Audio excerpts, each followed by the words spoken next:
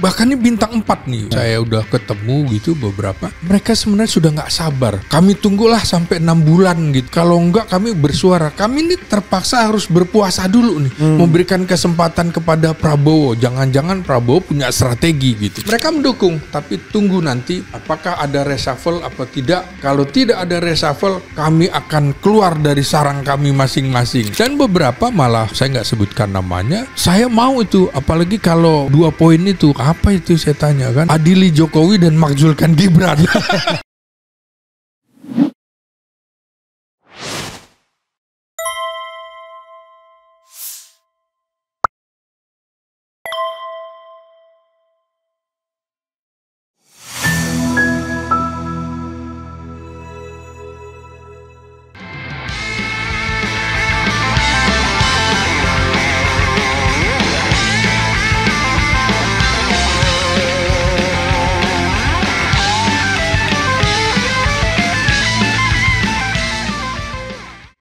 Oke, bro. Ya. Saya akan membacakan 8 tuntutan ini dan kita akan bahas satu-satu. Oke. Cuma saya ingin membahasnya secara zigzag karena ada hal yang barangkali agak perlu perdebatan serius seperti kembali pada Undang-Undang Dasar 45. Tapi ya, ini pernyataan sikap purnawirawan prajurit TNI. Kita pernah membahasnya melalui telepon, tapi kan rasanya kurang oke ya. Ini lebih oke. Pertama adalah kembali ke UUD 1945 asli. Dia bilang asli sebagai tata hukum politik dan tata tertib pemerintahan. Oke, kedua mendukung program kerja Kabinet Merah Putih yang dikenal sebagai Astacita, kecuali untuk kelanjutan pembangunan IKN. 3. Menghentikan PSN PIK 2, PSN Rempang dan kasus-kasus yang serupa dikarenakan sangat merugikan dan menindas masyarakat serta berdampak pada kerusakan lingkungan. 4. Menghentikan tenaga kerja asing Cina yang masuk ke wilayah NKRI dan mengembalikan tenaga kerja Cina ke negara asalnya. 5. Pemerintah wajib melakukan penertiban pengelolaan pertambangan yang tidak sesuai dengan aturan dan Undang-Undang Dasar 1945 pasal 33 ayat 2 dan ayat 3. 6. Melakukan reshuffle kepada para menteri yang sangat diduga telah melakukan kejahatan korupsi dan mengambil tindakan tegas kepada para pejabat dan aparat negara yang masih terikat dengan kepentingan mantan Presiden RI ke-7 Joko Widodo. 7. Mengembalikan Polri pada fungsi Kamtibmas, luar biasa, keamanan dan ketertiban masyarakat di bawah Kemendagri. Kemudian 8. Mengusulkan pergantian wakil presiden kepada MPR karena keputusan MK terhadap pasal 169 huruf Q Undang-Undang Pemilu telah melanggar hukum acara MK dan Undang-Undang Kekuasaan Kehakiman. Yang menarik adalah ditandatangani pada Februari 2025. Telah ditandatangani oleh 103 jenderal, 73 laksamana, raja di laut, 65 marsekal, dan 91 kolonel. Lalu 5 jenderal atau setingkat jenderal yang tanda tangan adalah di atas Fahrul Razi, jenderal TNI purnawirawan yang kita tahu pernah jadi wakil Panglima TNI. Kemudian Tiasno Sudarto, jenderal TNI purnawirawan yang kita tahu pernah menjadi KSAD pada era Gus Dur walaupun sebentar.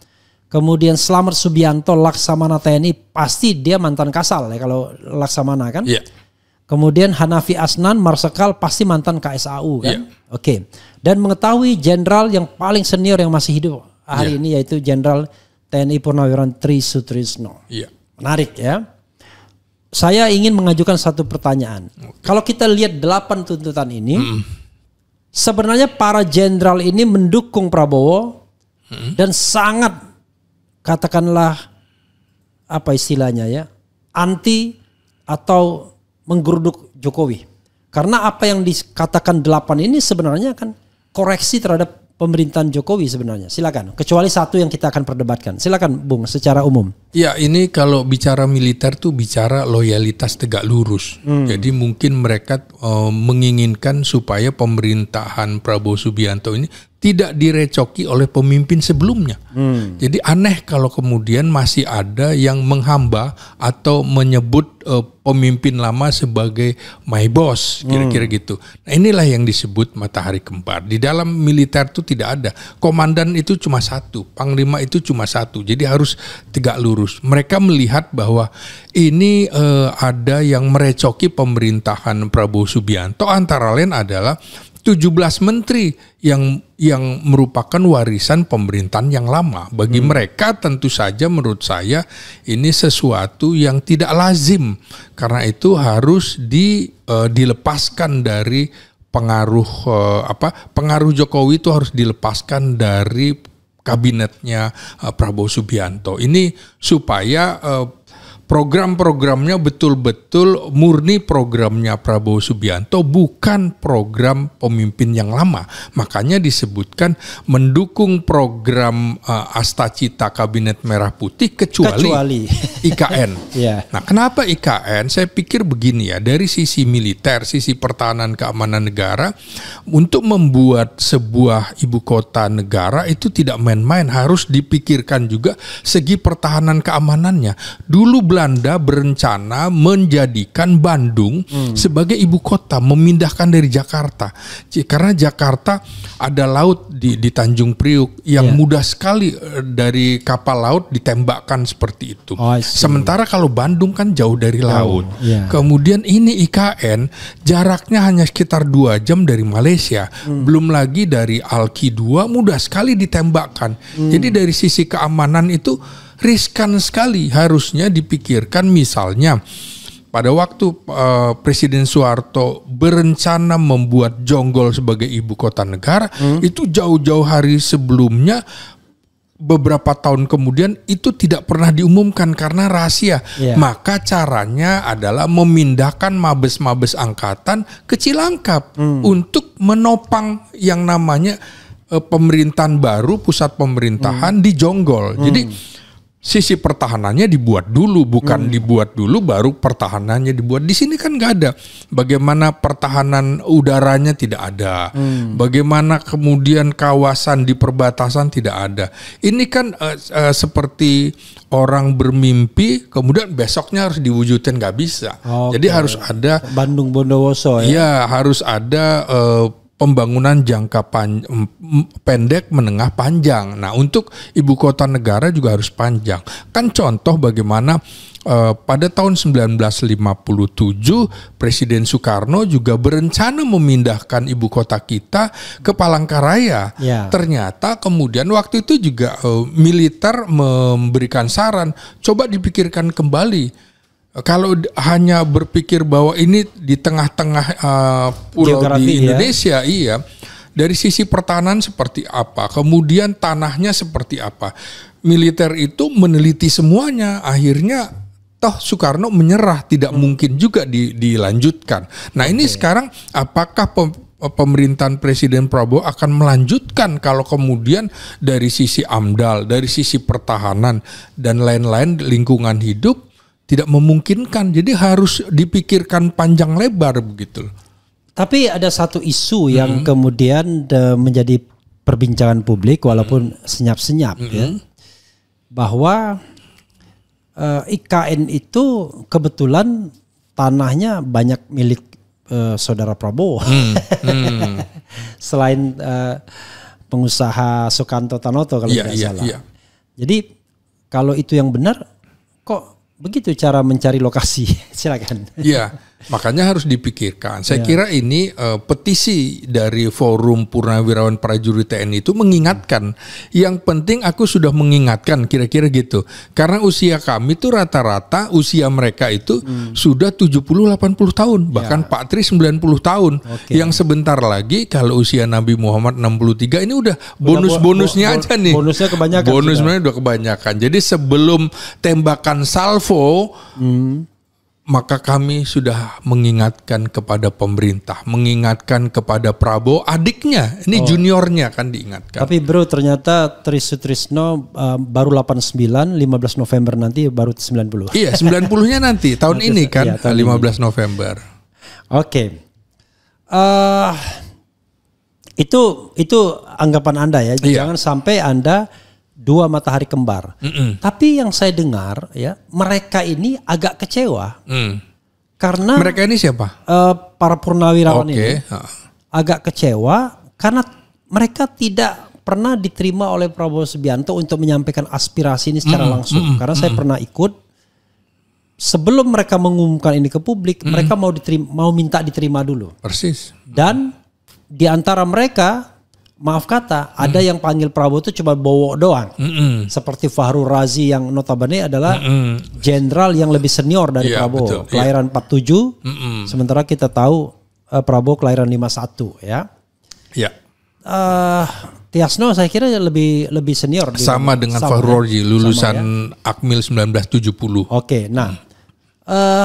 Tetapi yang saya tahu ya, mereka tidak diterima. Bahkan surat itu pun ditanggapin tidak, sampai kemudian akhirnya mereka mengadakan semacam acara yang sifatnya deklaratif untuk menyampaikan ini ke publik, 8 tuntutan ini. Pendapat Anda kenapa Prabowo kok tidak mau menemui mereka atau tidak mau menanggapi mereka? Menurut saya ini seperti buah si malakama, diterima gimana, tidak diterima gimana gitu kan. Jadi dijual kan kira-kira gitu, dijual.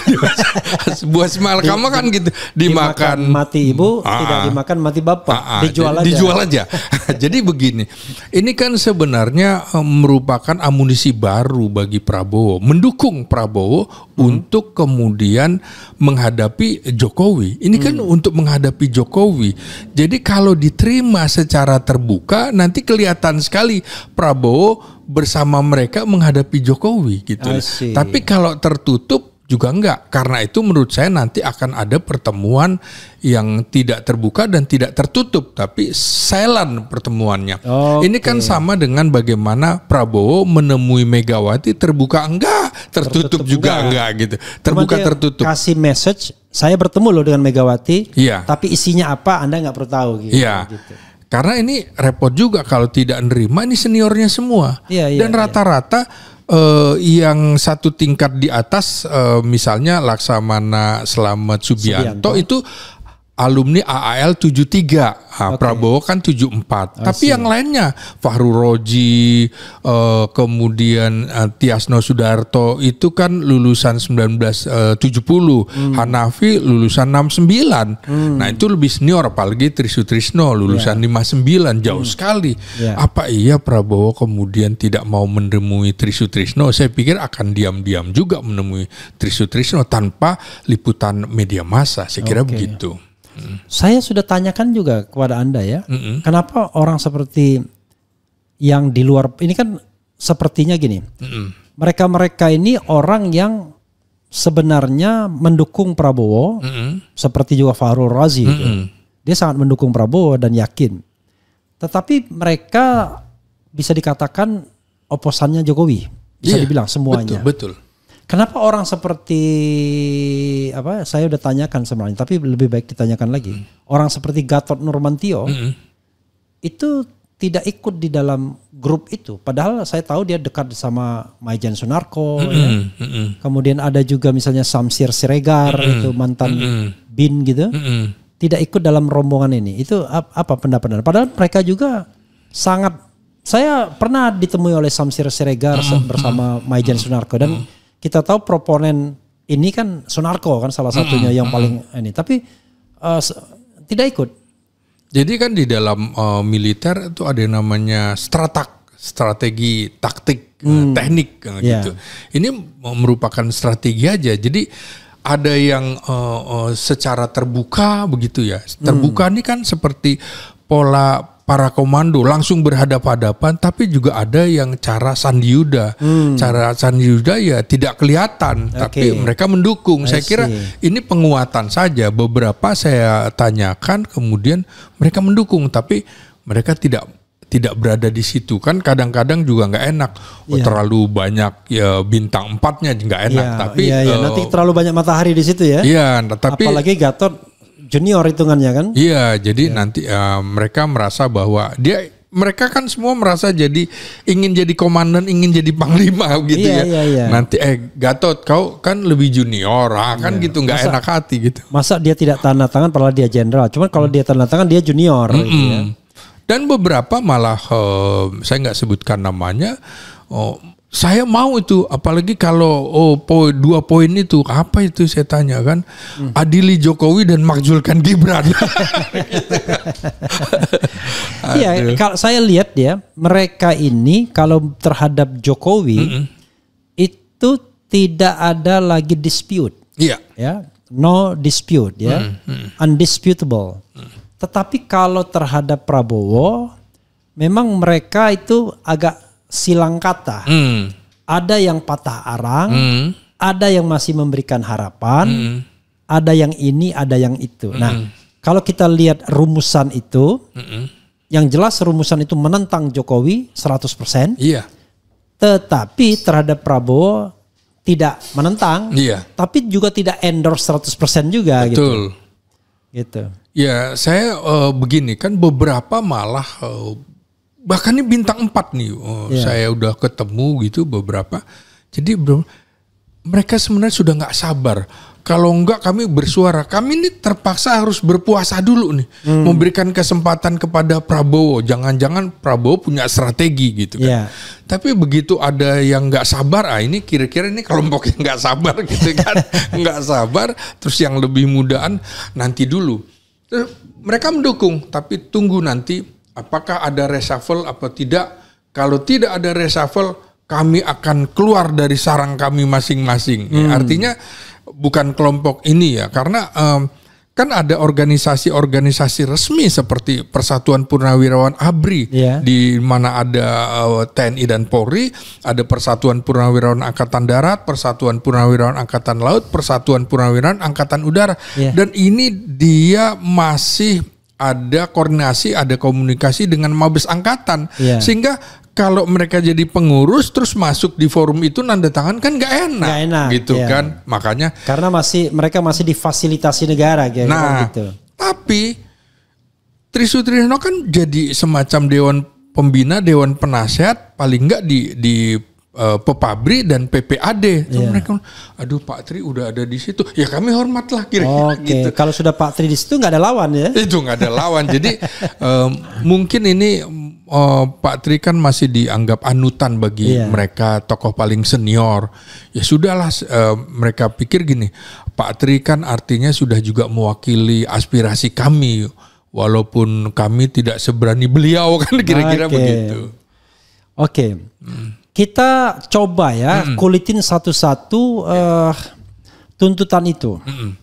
Saya ingin mulai tuntutan itu tidak dari depan ya, tetapi dari hal-hal yang barangkali secara realistis bisa kita bahas ya. Tapi ngomong-ngomong, wah ganteng sekali Anda pakai gini. Jadi udah diganti adanya ya. Saya ingin membahas dari tuntutan ke berapa dulu ya? Nah, keempat. Ya.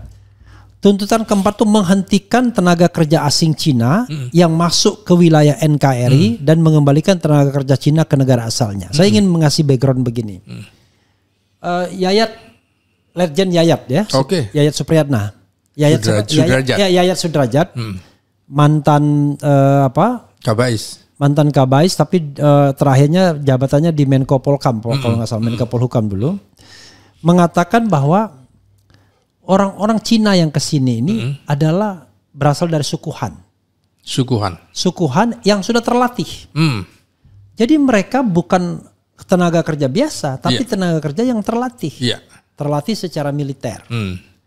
Dan dia mendapatkan itu karena dia pernah jadi atase militer di Cina.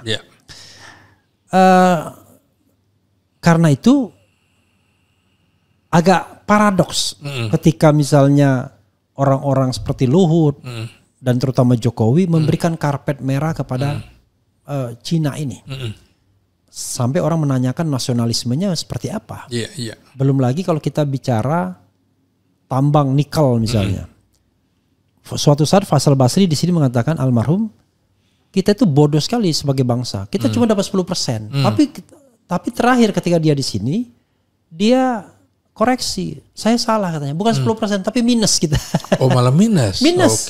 Karena kita bebaskan pajak ekspor, impor kita permudah dan lain sebagainya. Akhirnya dihitung-hitung sama dia minus. Tambah bodoh kita sebagai bangsa. Tapi kompradornya pasti untung kan?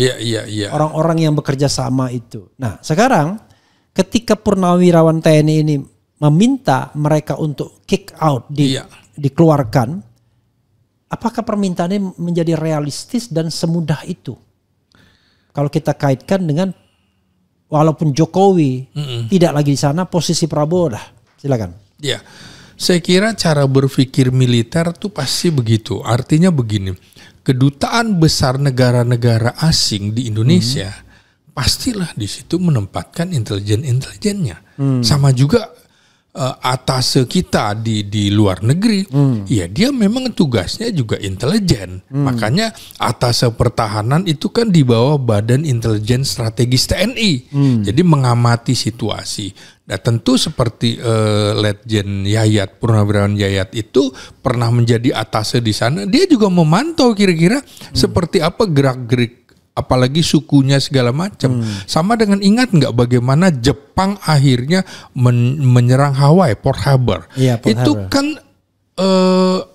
kunci informasinya dari atase militer Jepang di Hawaii.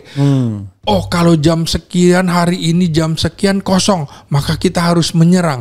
Nah ini juga saya kira pernyataan-pernyataan Yayat misalnya Letjen Yayat itu bisa dipahami karena di Cina kan memang ada yang namanya wajib militer. Ya. Apa iya? Semula kan orang berpikir yang dipulangkan tenaga kerja kasarnya saja, jangan ahlinya. Nah kalau kemudian ahlinya ternyata bagian dari militer, ya mana mau ngaku dia gitu. Ya. Kami pekerja biasa, staf ahli di mana-mana juga. Ingat nggak Benny Murdani di Bangkok, di Korea sebagai orang pengusaha kan gitu, bidang ekonomi kan nggak disebutkan pangkatnya dan lain-lain. Semuanya juga begitu, Amerika dan lain-lain. Jadi menurut saya dalam situasi di mana Amerika, di mana Cina menjadi bagian dari superpower dunia, pasti dia mencari lahan-lahan di negara-negaranya. 50% wilayah Cina itu kan adalah wilayah yang tidak subur. Bahkan yang lainnya lebih banyak pegunungan, kemudian gurun dan lain-lain. Maka mencari tempat-tempat baru. Nah kan itu hukum alam bahwa mereka akan mencarikan tempat untuk sumber daya warga negaranya. Karena itu menurut saya masuk akal meminta mereka untuk memulangkan warga negara Tiongkok karena tentu sudah dihitung bahwa ini ancaman luar biasa. Contohnya kan sudah ada di Vietnam kan, di mana Vietnam juga memulangkan. Akhirnya yang menarik adalah Cina itu menganut dui kewarganegaraan. Dui kewarganegaraan sehingga warga negaranya di sejumlah negara itu warga negaranya. Sehingga di Indonesia ada juga mereka ikut pilkada, ada yang KTP itu kan. Nah, makanya pada tahun 1952 kan Presiden Soekarno 52 atau 54 nanti bisa dilacak lagi meminta warga negara Tiongkok itu memastikan mau jadi warga negara Indonesia atau warga negara Tiongkok. Nah, seperti itu. Oke, tapi sekali lagi ya, kita belum melihat sebuah gerakan dari Prabowo dalam menyikapi tenaga kerja asing atau Cina ini. Bahkan tidak ada pembicaraan apapun, statement apapun dari Prabowo bahwa kita akan kecuali umum ya menjaga kedaulatan dan lain sebagainya. Tapi kalau kita bicara tentang hilirisasi, kan hilirisasi itu kita ketawa. Yang mengalukan hilirisasi Indonesia ini Cina juga. Iya. Dan tidak 100%. Seperti nikel tuh paling cuma sampai setengah jalan, sisanya baterai dan lain sebagainya dibuat di Cina, balik lagi ke Indonesia kita impor baterai lithium dan lain sebagainya. Apa pendapat Anda? Ya saya kira hubungan kita sebagai negara non-blok tentu kita tidak boleh berpihak pada satu blok tertentu.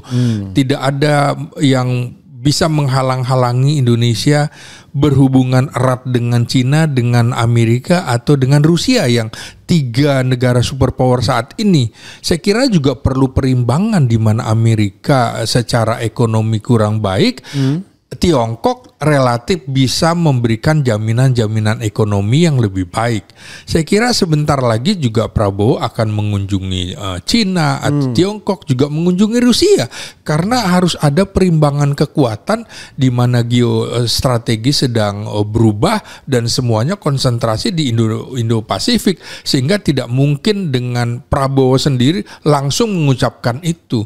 Sehingga menurut saya pesan dari purnawirawan ini juga paling nggak dilihat oleh Cina. Oh, ada purnawirawan militer khawatir dengan gerakan-gerakan Tiongkok. Jadi tentu saja Prabowo tidak akan berani mengucapkan seperti itu. Harus strategi yang lain begitu. Oke. Kalau kita kaitkan dengan perang dagang ya antara Amerika dan semua dan every country itu. Iya, iya.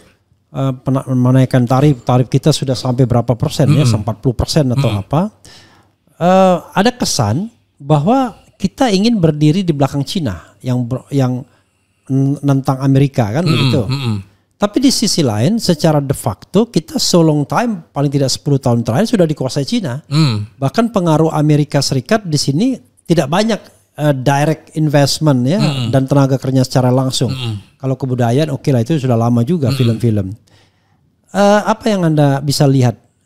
Indonesia akhirnya terjebak, tidak bisa non-blok juga. Akhirnya harus ikut gerbong, either gerbong Cina atau gerbong Amerika. Begitu. Iya, kita harus mendapatkan manfaat dari kedua belah pihak. Misalnya juga contoh bagaimana kita mengimbangi Amerika di Papua New Guinea, sementara Cina konsentrasinya di sekitar Natuna, kan jauh dari sini.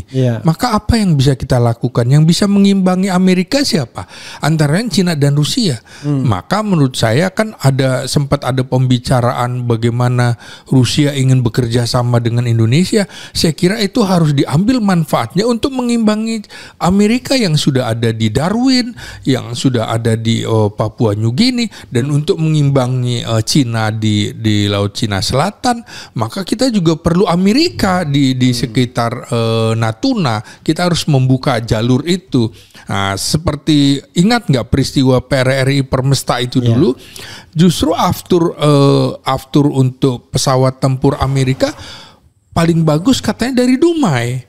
Sengaja makanya kemudian kalau kita lihat pesan dari situ proyek strategis nasional di Rempang itu kan kelihatan akan didominasi oleh Cina. Maka kemudian kalau itu betul-betul dikuasai Cina, tidak mungkin itu hanya sebuah pabrik kaca. Maka saya kira Amerika juga akan menentang itu. Eranya Prabowo ini juga harus mengimbangi apa yang dilakukan oleh Jokowi yang sangat erat, bisa merugikan. Jadi memang betul-betul kita sedang mendayung di antara 2 atau 3 karang untuk mendapatkan keuntungan itu. Punya teori ya. Iya. Mendayung di antara 2 karang. Jadi menurut Anda bisa jadi kemudian civil society yang bergerak untuk menentang Rempang, kemudian PSN gitu, itu atas sponsor Amerika juga.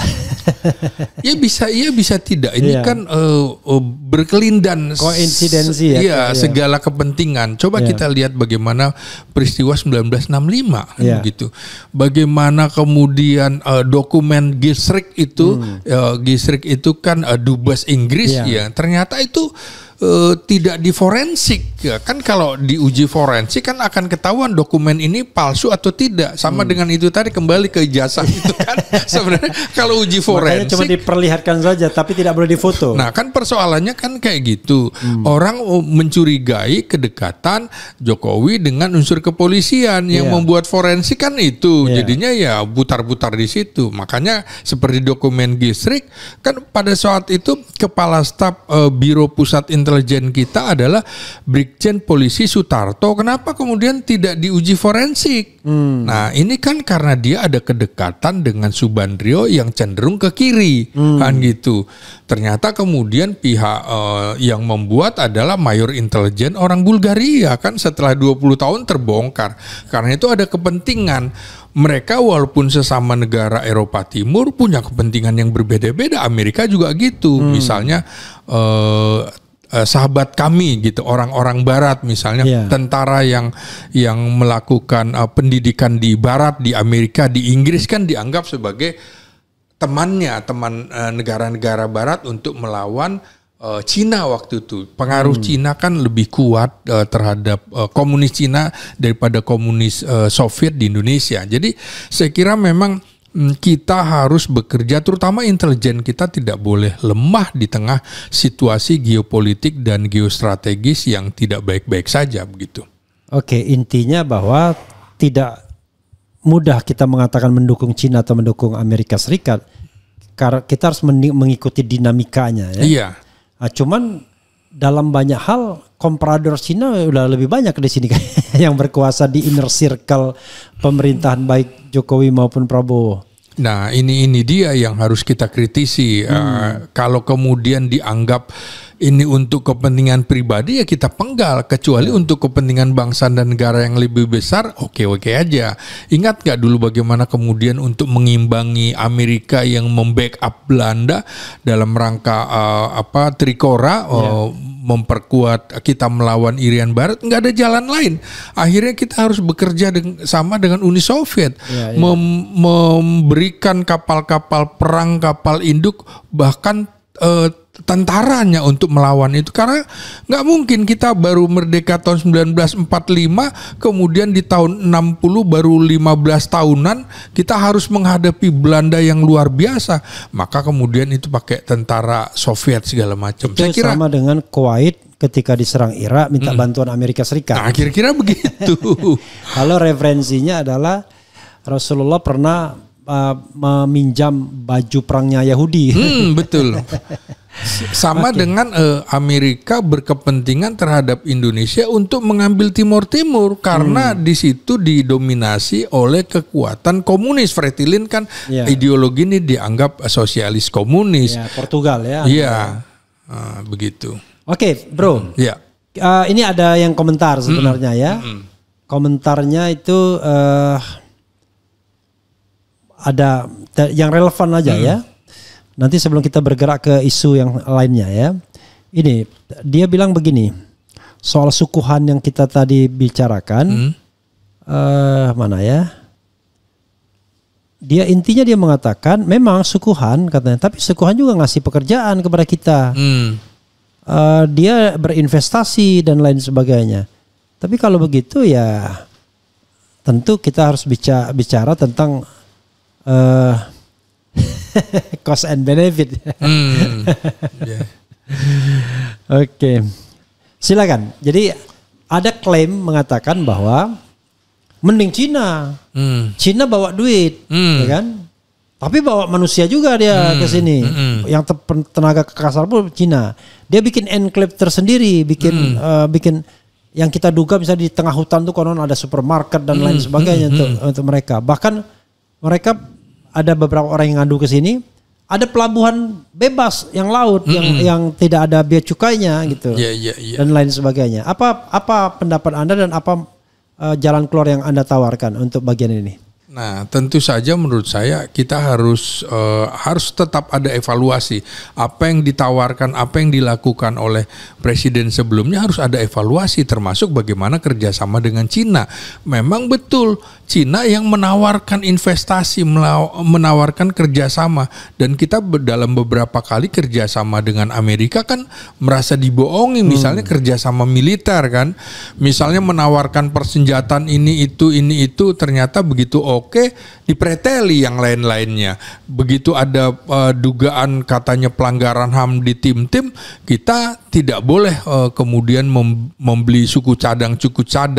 Karena itu kan kalau kita lihat sekarang pemerintah Prabowo mengembangkan pembelian alat utama sistem senjata ke sejumlah negara. Jadi jangan sampai kita ketergantungan terhadap sebuah negara. Kita membeli dari Korea, dari Perancis, dari Italia dan lain-lain, termasuk dari Eropa Timur. Nah, ini juga begitu. Untuk hubungan dagang jangan juga sama Cina doang, jangan ketergantungan sama Cina doang, harus dengan yang lain, dengan Jepang.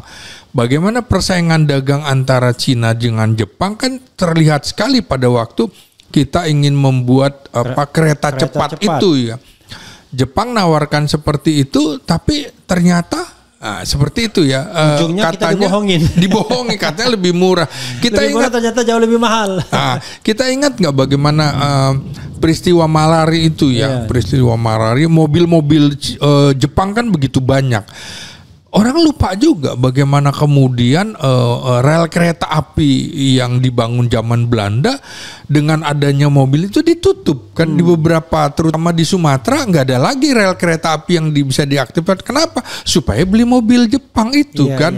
Nah makanya nggak mungkin murni ada kalau tidak ada kepentingan bisnis, kepentingan ideologi, kepentingan macam-macam. Makanya Jokowi instead of membangun kereta api, dia bangun jalan tol. Biar ada insentif bagi pembelian mobil ya. Iya. Gitu. Oke, bro, kita bergerak kepada isu yang kedua ya.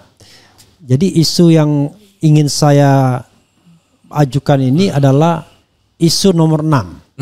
Melakukan reshuffle kepada para menteri yang sangat diduga telah melakukan kejahatan korupsi dan mengambil tindakan tegas kepada para pejabat dan aparat negara yang masih terikat dengan kepentingan mantan Presiden RI ke-7 Joko Widodo. Jadi poinnya adalah kepada para menteri reshuffle yang diduga terlibat korupsi. Saya menduga tidak hanya referensi korupsi sekarang, tapi korupsi yang diduga masa lalu. Iya. Ada yang menteri mungkin terlibat BTS, sudah terima duit dibalikin lagi kan, tapi tetap menteri. Ada yang diancam dengan Sprindik 11 sehingga mundur sebagai ketua umum partai politik. Iya. Kemudian ada Mr. V ya kan, kalau ngurus-ngurus pertambangan dan lain sebagainya menurut Tempo. Nah orang-orang itu masih ada orang yang barangkali menggunakan jabatannya untuk ikut memenangkan Prabowo dulu atau sebelumnya Jokowi gitu. Dan tentu dia menggunakan fasilitas negara dan bahkan jangan-jangan uang negara juga. Ada Erick Thohir yang hari pertama jadi menteri sudah menggunakan BUMN untuk kampanye dirinya dan bukan tidak mungkin dia juga melakukan mobilisasi finansial gitu ya. Nah, terhadap mereka disarankan untuk diganti karena tadi indikasi korup itu tidak hanya ngambil uang ya. Kita pakai definisi Bank Dunia yaitu to take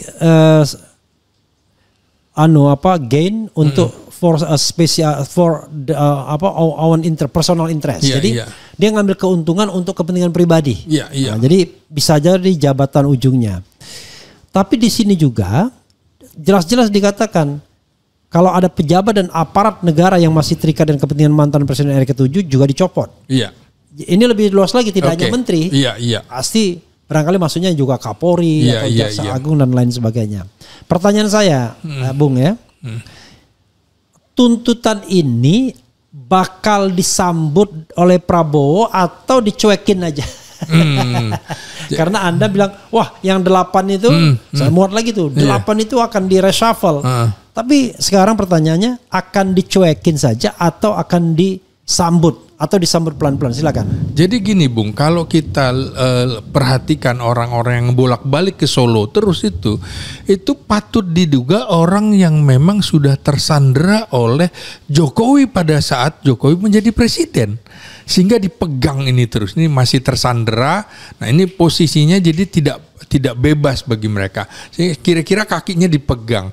Nah ini daripada kemudian orang-orang yang tersandera kasus oleh Presiden Jokowi, ya sudah penggal saja. Kalau saya sih mengatakan wajib hukumnya untuk mereshuffle mereka ketimbang kemudian merecoki pemerintahan Prabowo Subianto. Prabowo kan juga mengatakan bahwa apabila menteri-menterinya tidak mampu bekerja sesuai dengan irama yang diinginkannya, maka sebaiknya pulang saja ke rumah, tidur saja ke rumah. Nah saya kira itu harus diamini dan harus diaktualisasikan, bukan hanya omon-omon saja. Kalau tidak, ya Prabowo akan terus dicap sebagai presiden omon-omon.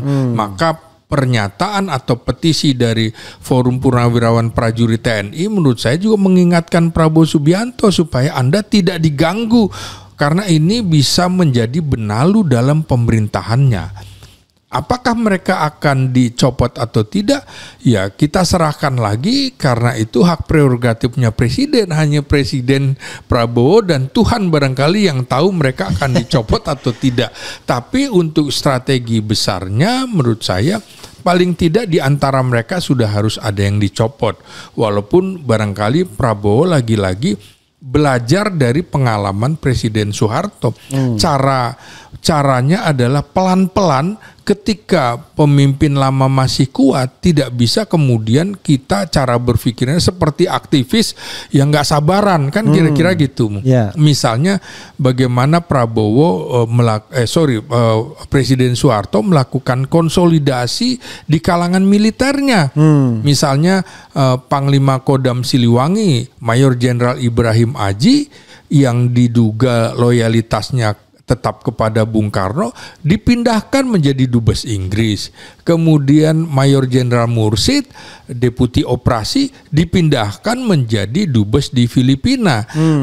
Mayor Jenderal Sugiarto dipindahkan menjadi Jaksa Agung. Jadi pelan-pelan saya kira nanti Prabowo akan juga melakukan itu. Apakah mereka akan didubeskan atau dikomisariskan atau hal-hal lain yang memang caranya tidak seperti cara-cara orang Sumatera barangkali yang tegas begitu. Tapi ini kan pola rekrutmennya, pola reshuffle kabinetnya gaya Jawa, misalnya mengganti juru bicara dengan Menteri Sesnek gitu. Nah, itu kan sebenarnya pesannya sebenarnya lu udah nggak dipakai lagi, tapi tahu kan diri dong, tahu diri. Tapi kan orang Indonesia nggak begitu, tunggu dipecat gitu kan. Kalau dipecat, bosnya tidak akan memecat. Tapi agak aneh, bro ya. Kalau kita lihat yang namanya Prabowo itu, bapaknya memang Jawa, tapi ibunya Manado. Dia hidup sebuah lingkungan yang bebas, kaya dari kecil. Lebih free, dan kalau ngomong pun lebih apa adanya, ya kan? Tapi ketika dia bertindak untuk merekrut pembantu-pembantunya dan barangkali juga peluang untuk memberhentikannya saat ini, dia betul-betul seperti seorang yang nggak enakan. Waduh, ini udah membantu saya, semuanya diangkut, ya kan? Lalu udah tahu dia orangnya Jokowi, semua dipertahankan. Kemudian begitu mau diberhentikan, nggak mau diberhentikan. Berharap orang itu tahu diri, padahal orang Indonesia nggak ada yang tahu diri. Jadi orang Indonesia walaupun misalnya harga dirinya diambil, nggak mau mundur juga. Nah itu menurut saya kok seperti paradoks ketika orang mengatakan ini adalah maung, macan Asia, menggelegar, berani berhadapan, ya kan? Kan terkesan ini tokoh yang berani, tapi untuk mengganti pembantunya saja kelihatan nggak berani dia. Secara terang-terangan gimana bro? Iya, saya kira Prabowo masih menghitung bahwa Jokowi masih sangat kuat, Bung. Terutama secara finansial. I see. Bagi saya Jokowi adalah orang terkaya di Indonesia saat ini, lebih kaya daripada oligarki. Nah itu yang dihitung. Cashnya luar biasa, bisa jadi. Orang Anda bisa banyak aset, tapi kalau cash nggak ada gunanya. Ya, itu juga yang dihitung oleh PDIP gitu. Menjelang Kongres sampai sekarang belum diumumkan Kongresnya di mana kapan. Ya. Itu yang dikhawatirkan oleh PDIP ada serangan finansial. Yang itu menjadi modal sosial politik Jokowi yang sangat tinggi. Saya kira Prabowo juga sedang memperhitungkan itu. Ini jadi bagian dari strategi bagaimana mengatur siasat.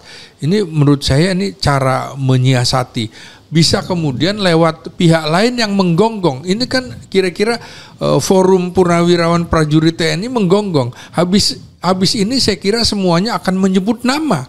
Karena ini tadi menyebut secara tidak menyebut nama, tapi yang terafiliasi dengan Jokowi, saya kira langkah selanjutnya akan menyebut nama. Menyebut nama itu kan sama dengan apa yang dikemukakan oleh misalnya aktivis BEM seluruh Indonesia, menyebutnya kan dua isu yang menjadi fokus mereka adalah adili Jokowi dan makzulkan Gibran. Nah itu kan dua tuntutan itu kan sudah ada juga di dalam forum itu kan. Jadi menurut saya Prabowo nyilih tangan, Bung, istilahnya orang Jawa itu. Iya.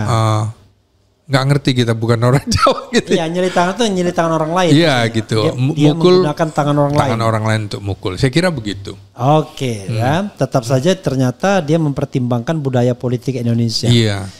Tapi Jokowi banyak uang cash itu, saya kok setengahnya percaya juga.